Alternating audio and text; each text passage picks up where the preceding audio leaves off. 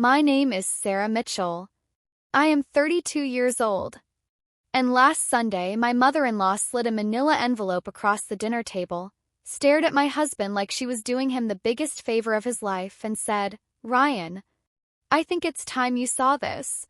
She had secretly DNA tested our 3-year-old daughter. She expected those results to blow up my marriage. What she did not expect, not in a million years, was that those same results would blow up her own life instead. But here is what nobody at that table knew. Not my husband. Not his sister. Not even his father, Frank, who had been married to this woman for 32 years. I had found out about that test 14 days before that dinner. And what I did with those 2 weeks changed everything, not just for me but for every single person sitting in that dining room. Before I take you back to the very beginning, I want to ask you something real quick. Drop a comment right now and tell me, where are you watching from and what time is it there? I genuinely read every single one of those. People come from all over, and I love knowing you are out there. And if this story sounds like something somebody in your life needs to hear, hit that share button right now. You never know who needs this today. Okay, let's go back 7 years. I was 25, living in Savannah, Georgia, working a job I had earned myself and building a life that belonged entirely to me. I had been dating Ryan for about 4 months when he brought me home to meet his parents at their house just outside of Alpharetta. His mother, Gloria Mercerhayes, she kept her maiden name hyphenated, which should have told me something right there about how much this woman valued ownership, opened that front door like she was receiving a legal notice. No hug. A firm handshake. Eyes already scanning me from head to toe the way someone sizes up a used car they are not sure they trust. The first half hour was fine. Baked chicken, sweet iced tea, Frank telling a long story about regrouting the bathroom tile. Normal enough. But Gloria steered conversation the way she steered everything, quietly on purpose, like someone who has already mapped every exit before walking into a room. "So, Sara," she said, setting her glass down. "Where did you grow up?" I told her. Savannah, small house near the marsh. My mom was a cardiac nurse at Memorial Hospital. "And your father?" I put my fork on the edge of my plate. "He left when I was 7. Gloria nodded slowly. Her right hand drifted up to her ear where a small pearl drop earring hung.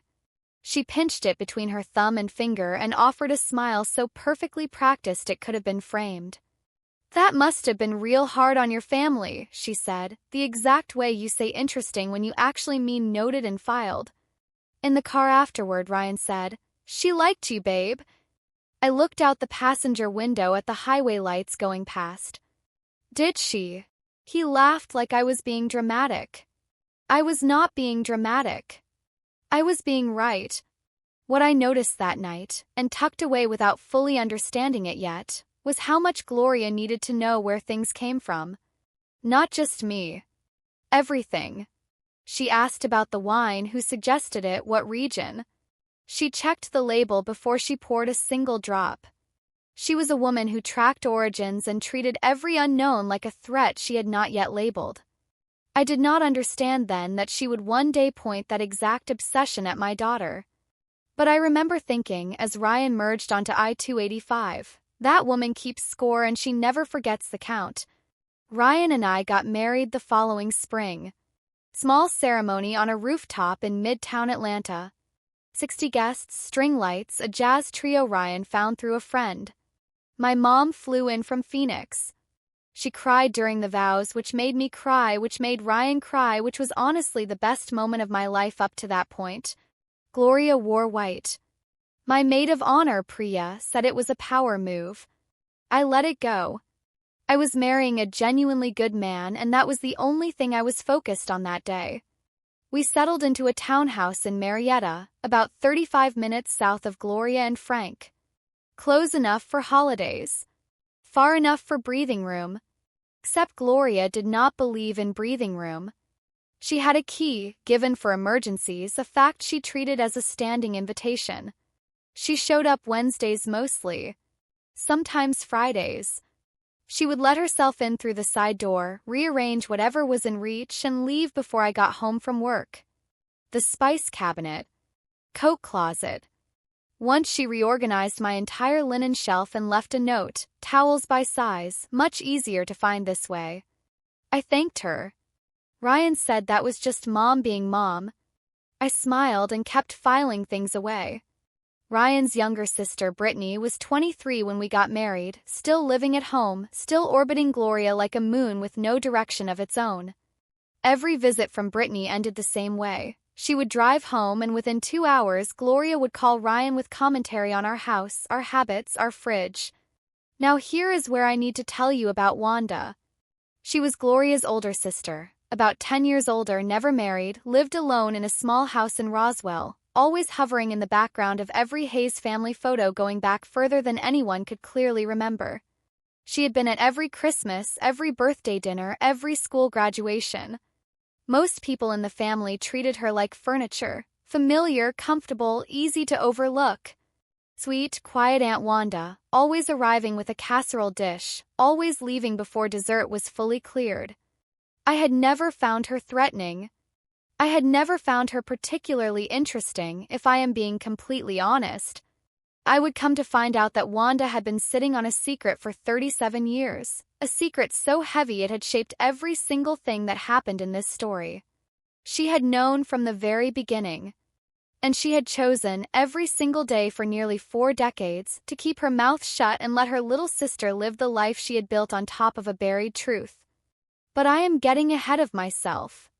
The first public comment happened at Thanksgiving, first year of marriage. Gloria raised her glass at the head of the table, looked around at everyone, Frank, Brittany, Wanda, Frank's brother Doug, and said, to Ryan.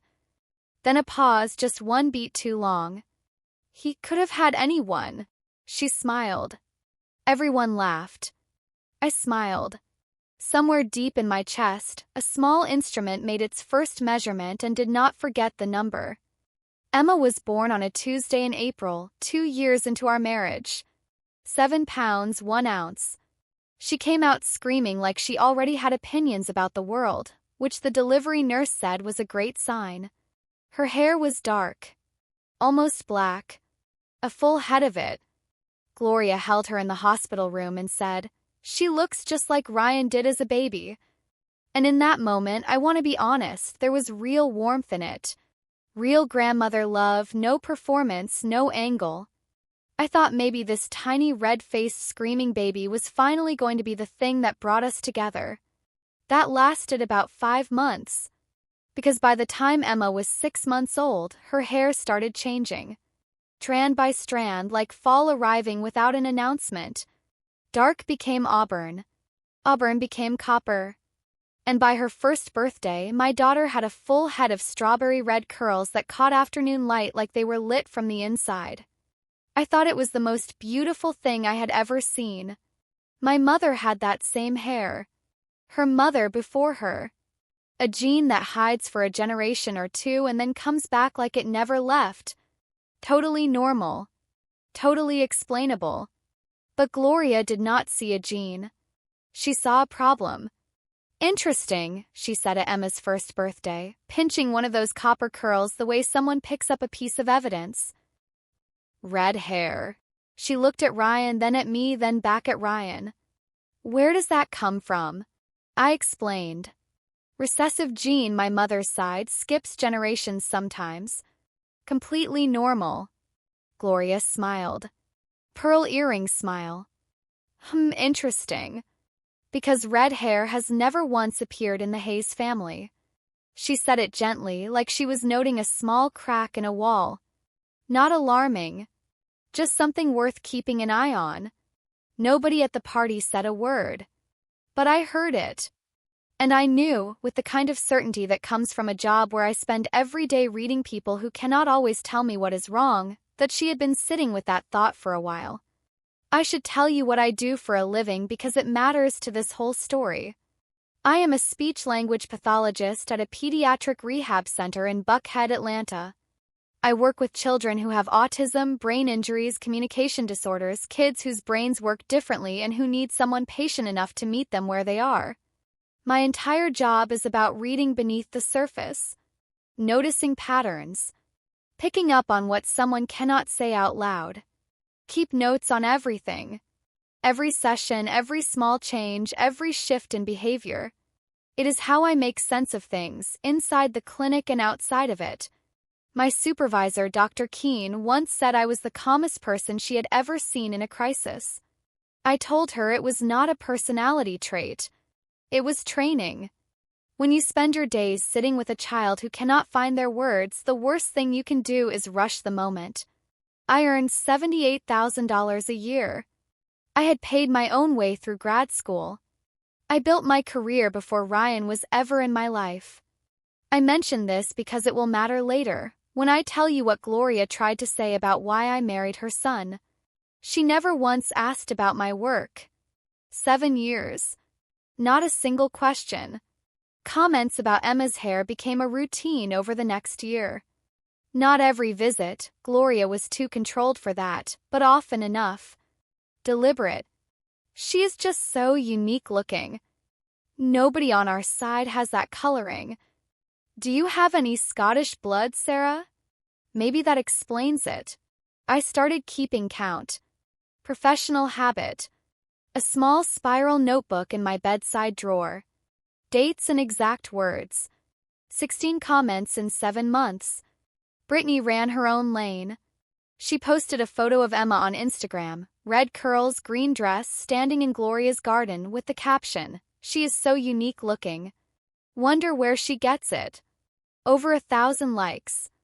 I showed Ryan. He shrugged. That's just Brittany. The extended family started acting differently around me. Frank's brother Doug avoided eye contact at the 4th of July cookout. Frank's cousin Kayla stopped texting me after 2 years of being friendly. And Wanda, who I had always thought was sweet and harmless, started watching me at family dinners with this quiet, careful look. The look of someone who knows something they are not supposed to know. None of this was ever said out loud. That was the whole design. Gloria was not building her case with words. She was building it with silence, with small looks, with things that filled a room with doubt the way smoke fills a house before anyone sees the fire. I felt it every time I walked through her door. I just couldn't prove it yet. The moment that changed everything happened on a Wednesday in March. Ryan had a client meeting 3 hours away in Chattanooga. I had a critical session at the clinic. A little girl named Mia who had been silent for nearly 2 years following a brain injury and had over 4 months of slow, patient work, just started producing her first sounds. I could not cancel. Gloria offered to watch Emma for the day. I dropped Emma off at 9, packed her bag, snacks, a change of clothes, her stuffed bunny, the purple sippy cup she had been using for weeks. When I picked Emma up at 5:30, the cup was gone. "Oh, that old thing," Gloria said, waving her hand. It looked worn. I threw it out. It was not worn. I had bought it 3 weeks before. I did not say anything. I thanked her, buckled Emma in, and started the drive home. But something else had caught my eye while I was grabbing Emma's jacket from the kitchen counter. A small plastic bag sitting on the table, the kind you use for snacks. Gloria moved fast and tucked it into a drawer before I could read the label on it. "Just organizing," she said brightly. And on the hallway table, half buried under a stack of mail, there was a thick sealed envelope with a return address I couldn't quite read from where I was standing. I drove home, gave Emma a bath, read her a book, put her to bed, and lay in the dark thinking about a plastic bag and a missing sippy cup and a sealed envelope on a hallway table. Part of my brain trained to notice patterns in kids who cannot tell me what is wrong. That part was already working. 3 weeks later, my phone rang between patients. "Ms. Mitchell? This is Tanya calling from BioCore Genetics Lab in Atlanta. I am calling to confirm receipt of a sample submitted under your daughter's name, Emma Hayes Mitchell, age 3. I set down the tool I was holding. I didn't submit any sample. The submission was made by a Gloria Hayes. She listed herself as the child's grandmother. Our policy requires written parental consent before we can process any test on a minor. Test is currently on hold. Would you like to authorize it or cancel? Cancel. My hands were shaking when I hung up. My voice had not cracked once. Never does when it really matters. I learned that from my mother, who spent 26 years delivering bad news to parents at that hospital in Savannah and never raised her voice to do it. I sat still for 4 minutes. Then I picked up my phone and called a family attorney. If you are still with me, and I hope you are, hit that like button right now. Not for me. For every person who has ever sat across a table from someone they trusted and felt something was deeply wrong but could not yet prove it. You are going to want to see how this ends. Stay with me. Her name was Diana Cho. Family law, 12 years of practice out of a firm in Decatur. A friend of mine who had been through a rough custody situation once said Diana was the kind of lawyer who doesn't waste a single word. That turned out to be exactly right. I told her everything. Comments, the sippy cup, the plastic bag, the phone call from BioCore. She listened without interrupting, which, in my line of work, is the clearest sign that someone is genuinely paying attention. When I finished, she looked at me calmly and said, "Under Georgia law, a grandparent cannot authorize genetic testing on a minor child without written parental consent. What she did is a direct violation of your daughter's privacy rights. It is potentially actionable in civil court. So what do I do? Nothing yet. Do not confront her. Do not tell Ryan." I stared at her. Why not Ryan? 'Cause the moment you tell Ryan, he calls his mother. She cries. She apologizes. She asks him to keep it in the family. Ryan, who has spent his whole life finding a way to keep the peace with her, agrees. Pattern repeats, and 6 months from now she tries something else. But, Diana leaned forward, if she is planning something bigger, and based on what you are describing, this woman has been building towards something for years, then you need to let her play the full hand. On a stage where everyone can see it. I paid her consultation fee, $375. The single best money I have ever spent. Walking to my car, I called BioCore back. Confirmed the cancellation. Quested they flag any future submissions involving Emma's name without my written signature. Then I drove to daycare, and when my daughter ran to me at the door with her arms up and her red curls going everywhere, I held her tight and thought, nobody is taking anything from us. That night after Emma went to bed, I sat at the kitchen table with my laptop and started researching. DNA testing laws in Georgia. Parental consent for minor children. Clinical labs versus consumer DNA platforms. Here is what I learned. Clinical labs like BioCore had strict consent rules, that is exactly why they called me. But consumer platforms, the ones with the cute ancestry commercials, had a simple checkbox. I confirm I am the parent or legal guardian. Click. Submit. Done. I opened Gloria's Facebook page. She barely posted, but Brittany tagged her constantly. I scrolled back through months and found it. In January, Brittany had shared an article called, "What Your DNA Reveals About Your Family." Gloria had commented underneath it, very eye-opening. Saving this. Screenshot. Saved to a folder on my desktop I labeled, Professional Habit, Documentation. I also figured out which consumer platform Gloria had used, based on the article Brittany shared. I created my own account on the same service to understand how their matching system worked.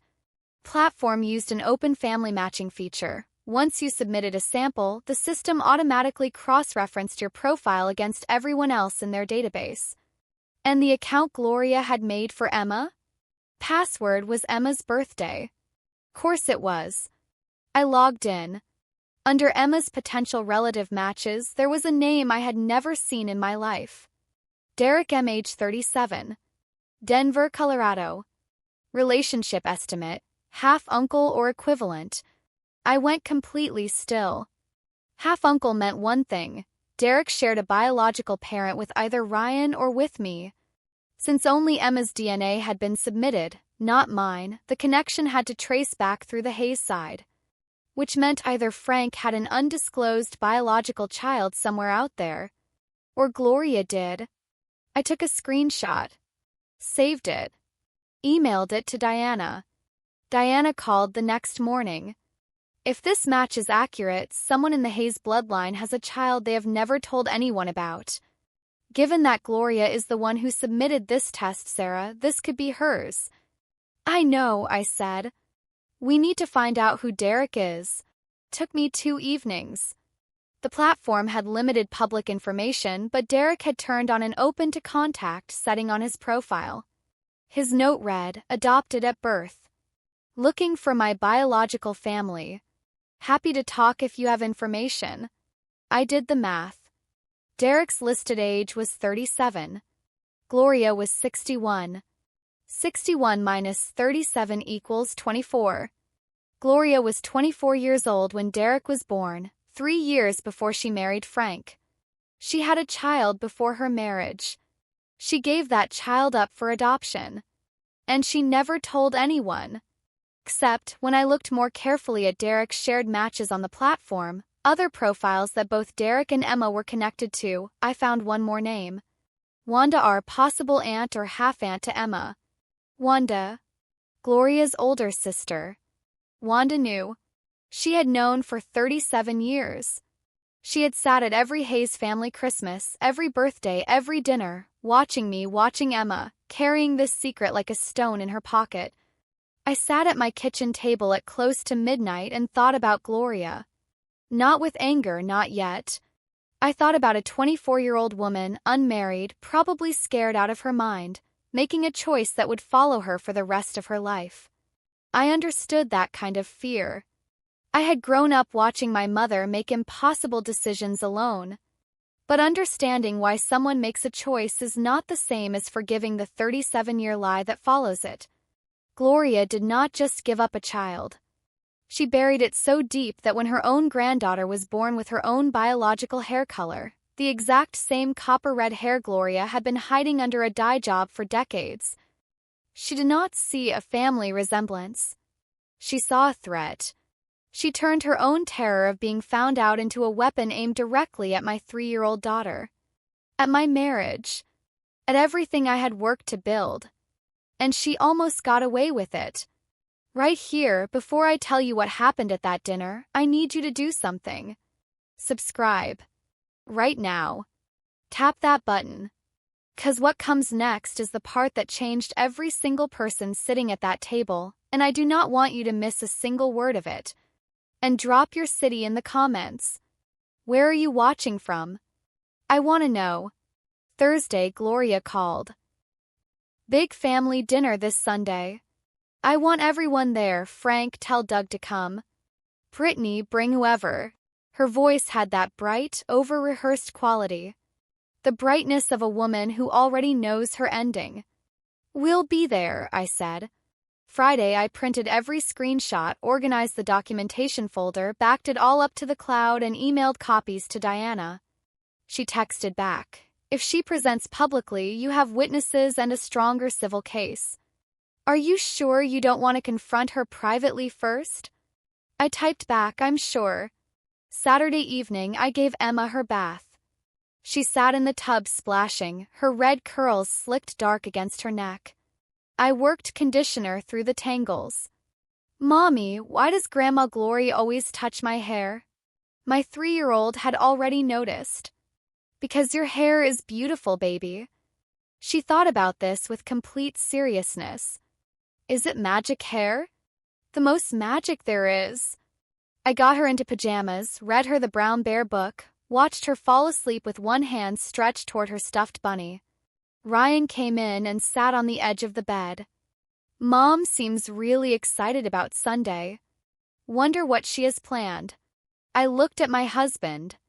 Kind face. Tired eyes.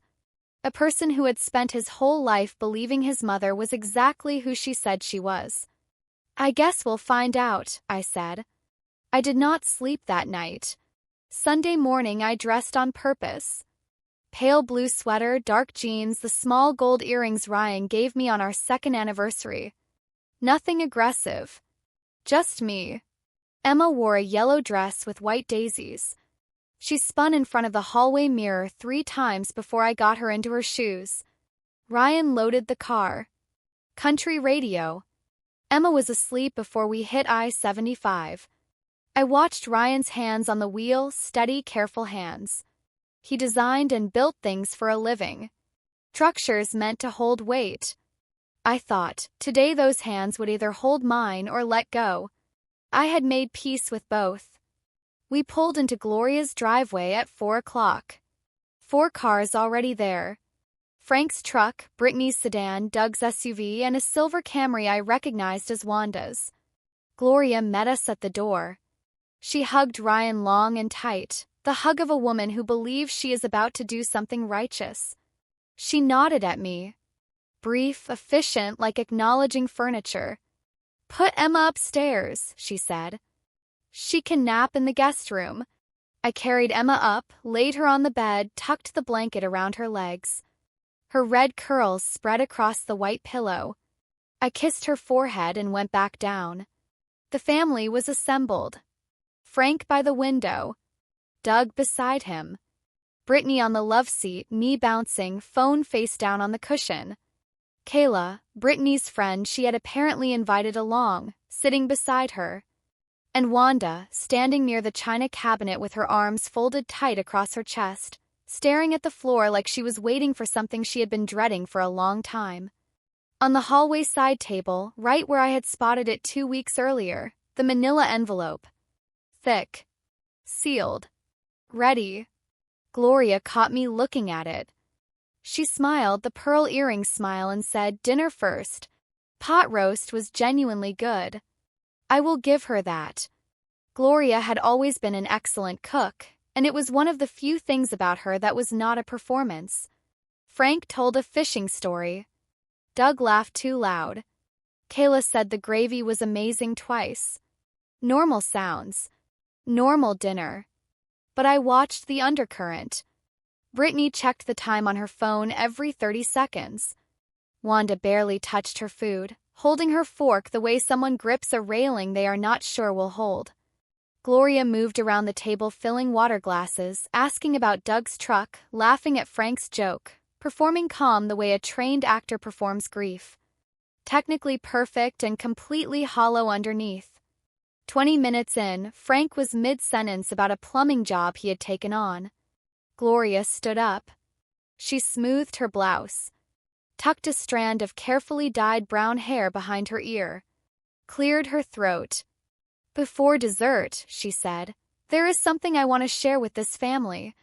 Table went quiet instantly. Frank stopped talking. Doug set his fork down. Kayla looked at Brittany. Brittany stared at her plate. And Wanda, I watched her close her eyes for exactly 1 second. The look of a person bracing for a crash they saw coming from miles away. Gloria walked to the hallway, came back holding the manila envelope at chest height like she was presenting evidence to a jury she had already convinced. "Ryan." She set the envelope on the table and slid it toward him. "Open it." Ryan looked at the envelope. Looked at his mother. "What is this?" Gloria placed both palms flat on the table. Measured breath. She had practiced this. "This is a DNA test. For Emma." The room pulled inward. Frank sat forward. "Gloria, what in the world did you do?" She did not look at him. She looked at me. "No offense, sweetheart. But this family deserves the truth." She turned back to Ryan, her voice rising a half step, reaching the part she had rehearsed most. "I have been saying it for 2 years. That child does not look like a Hayes. Red hair has never, ever appeared in this family. And I think Ryan has every right to know whether Emma is truly his daughter." That sentence landed on the table like a brick through glass. Doug stared at his hands. Kayla's mouth opened and closed. Frank gripped the armrest so hard I could hear the fabric. Ryan stared at the envelope with a jaw working the way it does when he is deciding between silence and something he cannot take back. "Open it," Gloria said again, still smiling.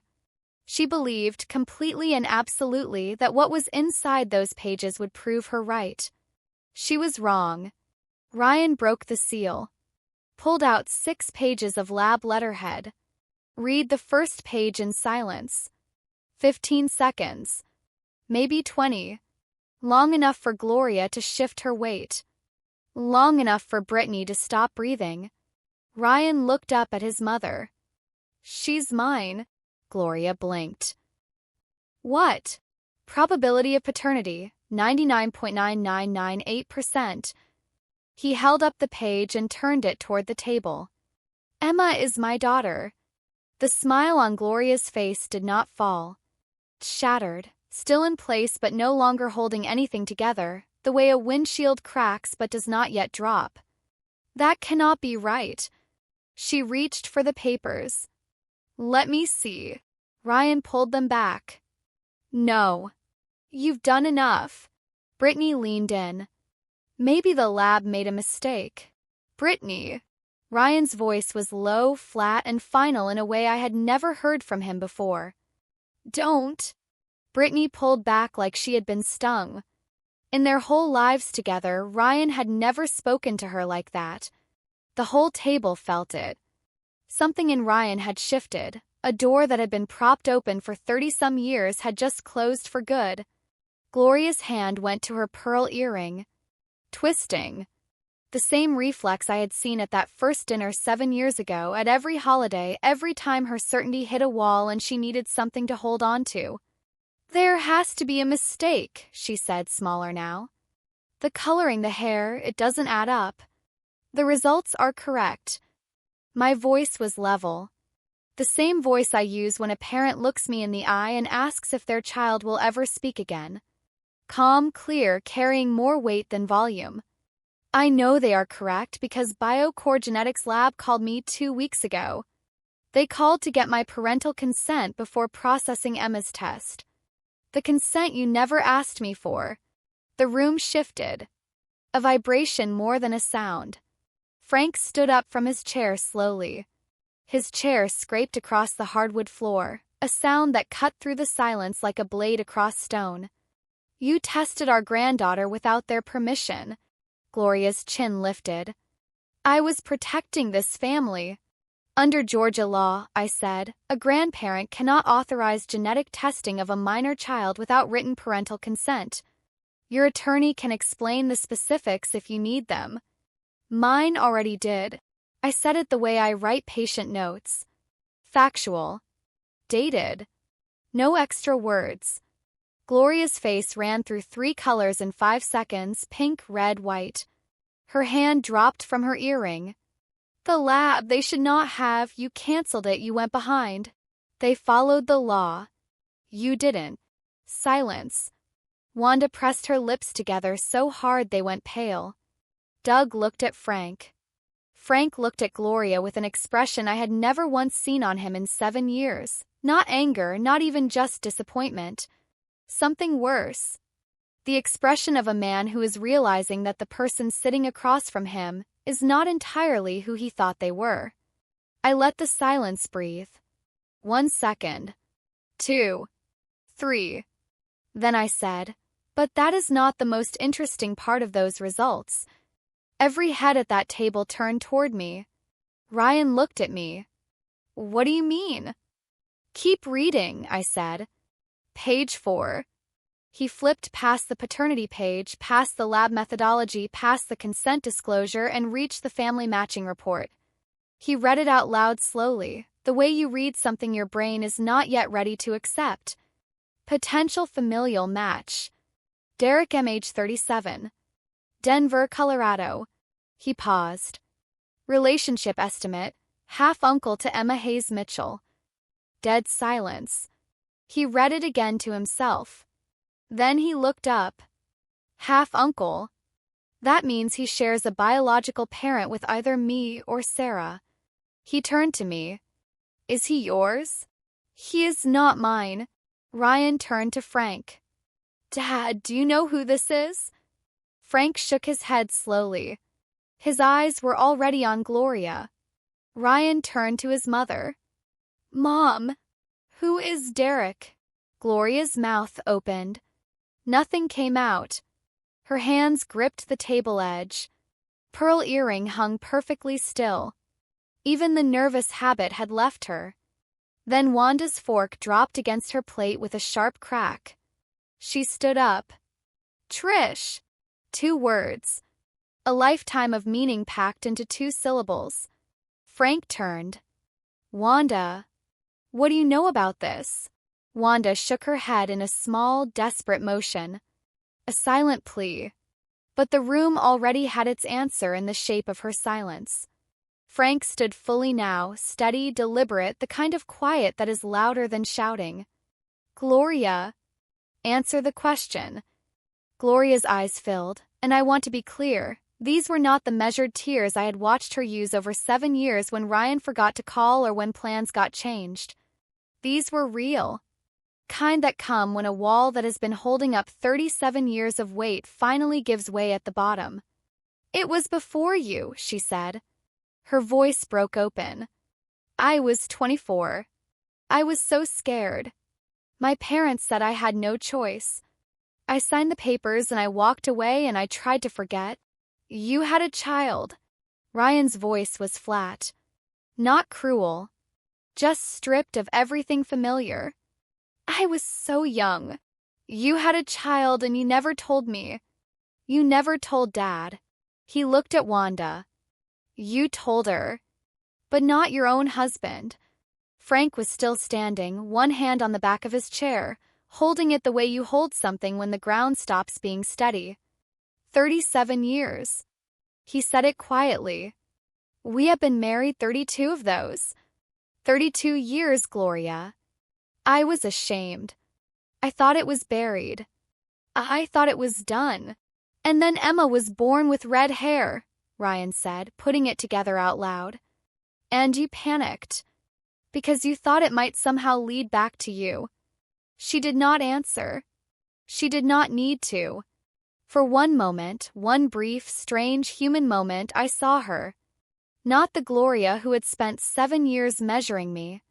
I saw a 24-year-old girl alone in a hallway signing papers that would follow her for the rest of her life.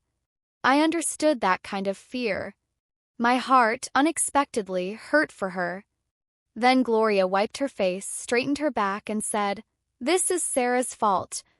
She held this back just to humiliate me. The feeling was gone. Ryan stepped toward her. Sarah didn't hold anything back, Mom.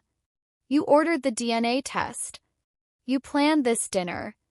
You slid that envelope across the table. He picked up the pages and held them toward her. You said you needed me to see this. Well, we all saw it. Wanda tried one more time. Everyone just needs to take a breath. Frank turned toward her. Wanda. No heat. Just stone. If you say one more word tonight, I am calling my attorney in the morning. He picked up his jacket from the back of his chair. I am going for a drive. He walked out without looking at Gloria. Wanda went silent. Doug got his coat without a word. Kayla followed, eyes down. Brittany sat on the love seat with mascara going down both cheeks, looking less like the person who had amplified her mother's suspicions online and more like a kid who had just discovered the rules of her whole world were different from what she had been told. I didn't know about Derek, she said quietly, to no one in particular. Mom told me Emma wasn't Ryan's. She said she had proof. I believed her. I looked at her. Yeah, you did. I went upstairs. Emma was still asleep, red curls spread across the pillow like small rivers of copper light. I lifted her gently. She pressed her face into my neck, grabbed her bunny without waking, and went right back to sleep. I carried her downstairs and out to the car. Ryan opened the door. I buckled Emma into her seat. She murmured something about yellow flowers. I tucked her bunny under her arm. Behind us, Gloria's house, the one she had run for 30 years, emptied out one person at a time until the lights were on inside and nobody was left but her. We drove in silence for a while. Emma slept. The highway was quiet. Sunday evening in Atlanta, most people already home. Ryan spoke first. How long did you know? 2 weeks. About Derek? 8 days. Why didn't you tell me? I had thought about how to answer this 100 times. Because if I told you privately, you would have called her. She would have cried and apologized and asked you to keep it in the family. And you would have, not because you are weak, Ryan. 'Cause you love her. 'Cause you have spent your whole life finding a way to keep the peace. I could not break a 32-year pattern with a private conversation. You needed to see her do it. He gripped the wheel. Released it. Gripped again. You are saying I would have let her off the hook. I am saying the pattern was older than our marriage. I could not fight it alone. A long silence. She has been dyeing her hair since she was 19, he said slowly. The red hair was hers the whole time. Emma's curls came from her grandmother. Yes. Another mile. I have a brother. He said it the way you say the name of a place you have never been but have always somehow been moving toward. A half-brother. In Denver. Derek. He reached across the center console and found my hand. He held it and did not let go until we pulled into our driveway. He turned off the engine. Sat for a moment in the quiet. Then he looked at me. Thank you, he said. For not protecting me from it. I squeezed his hand. That is not what partners do. The week after that dinner moved like this. Monday Ryan called Gloria. I need time. Do not contact Sara or Emma. She asked how long. He said until I am ready. He hung up, poured his coffee and went to work. Ryan processes by doing. It is just who he is. He does not sit and stew. He builds something, fixes something, moves through the feeling by moving through the day. Tuesday, Frank called from Doug's house. He had been there since Sunday night, sleeping in Doug's guest room for the first time in 32 years of marriage. His voice was steady, the kind of steady that takes effort, the kind a man builds when the floor drops out and he decides not to fall with it. He told Ryan he was not walking away from the marriage. But he needed Gloria to understand something. What she did was not one mistake, he said. Every morning she woke up and decided again not to tell me. 37 years of deciding. That is not a slip. That is a choice made fresh every single day. Ryan did not say much. Sometimes the right thing a son can do for a hurting parent is just stay on the line. Wednesday, Brittany texted 3 words, I am sorry. Then, a few minutes later, a longer message. She talked about growing up believing everything Gloria handed her. About how she had posted that Instagram photo, added that wondering caption, and told herself it was just being honest when really she was just being loyal to her mother's suspicions without ever once asking if those suspicions were fair. She said she knew an apology did not fix what she had amplified. But she needed to say it anyway. I wrote back, thank you for saying that. And I meant it. Not because it fixed anything. 'Cause it was real. And real, in my experience, is a lot rarer than people think. Thursday, Diana sent Gloria a formal cease and desist letter. Unauthorized genetic testing of Emma Hayes Mitchell. Notice of possible civil action under Georgia privacy law. Gloria called Ryan in a panic. Ryan told her to read the letter carefully and get herself a lawyer. Friday evening, Ryan sat at the kitchen table with his laptop. Quiet and focused the way he gets when he is building something, not in lumber and steel but in his head. I found him, he said and turned the screen toward me. A school website photo from a middle school in Denver. A science teacher with dark hair, early 30s, same jaw as Ryan, same slightly crooked nose. Standing in front of a whiteboard full of diagrams. Derek M.'s science department. He posted on the platform 3 years ago, Ryan said. He has been looking for his biological family. On the desk behind us, the manila envelope sat where I had put it Sunday night, open, no longer threatening. The document that had been built to destroy us had become the thing that finally rebuilt the truth. Ryan emailed Derek on Saturday morning. He wrote it and deleted it 4 times. I watched from the kitchen doorway, coffee in both hands, saying nothing. He needed to find his own words. The final version was short. My name is Ryan Hayes. I believe we may be half-brothers. My mother grew up in Augusta, Georgia. If you are open to talking, I really would like that.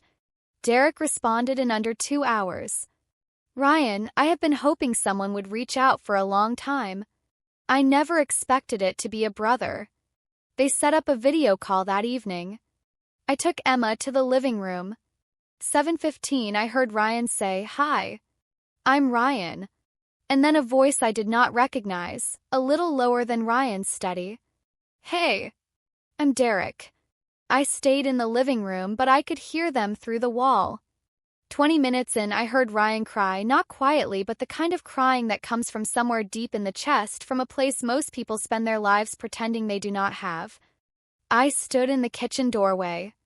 On the laptop screen, Derek was crying too. Same jaw, same nose, two men who looked like two different versions of the same original plan. 37 years apart, and you could see the family in them clear as day. "Does she know?" Derek asked. "My birth mother, does she know you reached out?"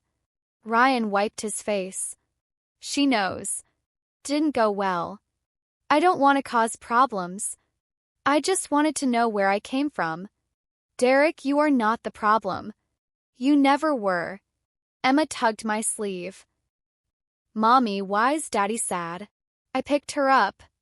"He is not sad, baby. He is meeting someone new for the first time." She considered this seriously. "Is this someone new nice?" I looked at the screen. Two brothers finding each other in the middle of their lives. "Yeah, Bug. I think he really is." Before I finish this story, hit that subscribe button right now. And share this with one person. Not because I am asking for numbers, but because somebody in your life is carrying something alone right now, and they need to know that the truth finds its way home. Every single time. Okay. Here is how it ended. 2 weeks later, Gloria came to our front door. I had changed the side entrance code. She knocked at the front like a visitor, which, for the first time in 7 years, is exactly what she was. She stood on the step in a gray cardigan, eyes still swollen, looking 10 years older than the woman who had slid the envelope across her dinner table with the confidence of someone who had already won. The carefully dyed brown hair looked wrong in the afternoon light, like a costume she was still wearing after the show had ended. "I need to explain," she said. We sat in the living room. Emma was at daycare. Ryan sat beside me. Gloria explained what she could, the fear, the shame, her parents' pressure, the adoption, the decades of silence. She said it with real pain and real regret. I believe the pain was genuine. When she finished, Ryan said, "You should have dealt with it honestly. Instead, you took your own secret and aimed it at my wife and my daughter." "I was trying to protect." "You were protecting yourself, Mom. I understand why. But I needed you to know that I can see the difference." She looked at me. "Sara, I am asking for a chance." I looked at her for a long moment. "You are welcome to have a relationship with Emma," I said. "She loves you. We would never take that from her." Hope came into her eyes, fragile and real. "But it will be on our terms, on our schedule, and you will never be alone with her again." The hope stayed. Just found a smaller, more honest shape. She nodded. For the first time in 7 years, maybe the first time in her life, Gloria Hayes did not argue her way past a boundary. She walked to her car and drove away. Frank moved back home after 6 weeks, not with everything smoothed over, but with conditions. Full honesty. No buried histories. Couples therapy, which Frank told Ryan, turned out to be less terrible than I expected. Gloria stopped dyeing her hair. Grew in silver gray with faint traces of copper red at the temples. The ghost of the girl she had spent 4 decades trying to erase, finally coming back through. Brittany mailed Ryan and me a handwritten letter, 3 pages. The most honest thing she had ever produced. The relationship is rebuilding slowly the way anything real gets rebuilt. One honest conversation at a time, no shortcuts. Wanda was not invited to Thanksgiving. Nobody explained it. The empty chair said everything. 6 months after that Sunday dinner, Ryan flew to Denver. He and Derek sat in a diner for 4 hours. Same jaw across the table. Same slightly crooked nose. Two men who came from the same place and spent 37 years living parallel lives with no idea the other one existed. Ryan told me afterward that the first 10 minutes were awkward in a way that was almost funny. Two grown men who wanted to hug but were not sure they had earned it yet, so they shook hands, sat down, ordered coffee, and then both started talking at the exact same time, and then both stopped at the exact same time, and then both laughed. And after that, Ryan said, it was just easy. The way it is easy with someone who is already somehow familiar. They talked about their childhoods, about what they each knew or thought they knew, about where they came from. Derek had always known he was adopted. His parents had been open about it from the beginning, which he said had actually made it easier in some ways and harder in others. Easier because there was no shock, no reveal. Harder because the question of where do I come from never fully goes away. He said he had posted on the DNA platform 3 years ago, mostly on impulse, half expecting nothing. He had checked the account maybe twice in the first year. When the match came through, when Emma's profile connected, he had sat staring at his phone screen for a long time before he allowed himself to believe it was real. Derek brought his wife, Amber, and their 4-year-old daughter, Sophie. Ryan brought photos of Emma. In August, Derek and his family came to Atlanta. Sophie and Emma played in our backyard while Ryan and Derek sat on the porch with iced tea, watching their girls chase each other through the sprinkler. I stood at the kitchen window and watched my husband and the brother he never knew he had, sitting together like they had always just been one phone call apart. Like the silence between them had been a misunderstanding all along, not someone's deliberate choice. At work last month, I had a moment I will not forget for as long as I do this job. A 5-year-old boy named Marcus had been coming to me since January. He has a condition called apraxia of speech. His brain knows exactly what he wants to say, but the signals from his brain to the muscles in his mouth do not connect the way they should. Getting him to say a single clear word was months of slow, patient daily work. His parents never once gave up. Neither did he. One Thursday afternoon, I put a picture card on the table in front of him. A drawing of a dog. We had been working toward this word for 6 weeks. Marcus looked at the card. He looked at me. He scrunched his whole face with the effort of a child trying to lift something heavier than he is. Dog, he said. Clear. Unmistakable. His mother, watching through the observation window, slid down the wall and sat on the floor of the hallway. I held it together long enough to write 2 words in my notes, first word, and then I went to the supply closet and cried by myself for 5 minutes. Some things cannot be rushed or forced. You prepare. You hold the space.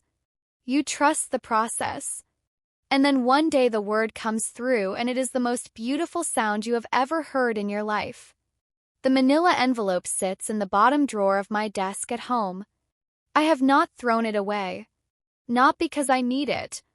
'Cause it reminds me of something I want to always remember. Sometimes the very thing someone builds to destroy you is the exact thing that ends up setting you free.